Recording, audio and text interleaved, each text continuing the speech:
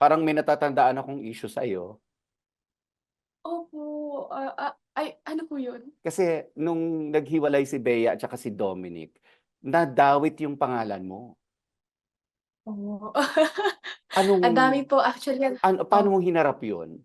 actually ang dami pong nag-tag sa'kin na, "Oh, kilala mo ano, oh, ikaw daw yung reason ng breakup ni gan'to, ganyan-ganyan na, ni Bea saka ni Dominic."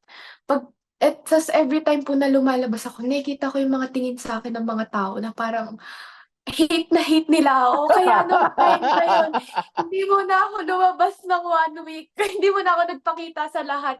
Pero nakakatuwa lang po na kahit papaano nakikilala ko ng mga tao even Mm. though it's not in a good way, nakikilala pa rin nila ako. Pero trabaho lang po, Dominic and Bea. I love you po.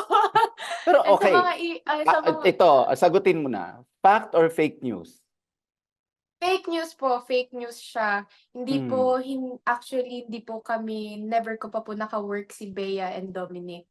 Mm. And I hope I work with them, in soon. Oo, oo. Ang weird lang sabi ko nga, pero magkakilala kayo ni Dominic personally, hindi naman? Opo, hindi din. Oo, ang weird 'no? Sumisikat ka na talaga, Angeli. Kasi parang inaano ka na, ini-issue-han ka na, eh. Ito yung ano, parang ito yung dahilan. Saka tingin sa'kin ng mga tao 'pag lumalabas ako na taray talaga sa'kin parang ako talaga yung reason ng breakup nila. Gusto ko mag-explain sa kanila, "Wait, hindi po kami magkakilala." Hindi, yun nga, paano mo i-explain sa dami na yun, 'di ba 'no? Hindi mo naman puwedeng isa-isa mo kausapin, "Hindi po ako, ang ganito po, ayan, hindi po." Tapos next na naman, "Hindi po ako." Grabe.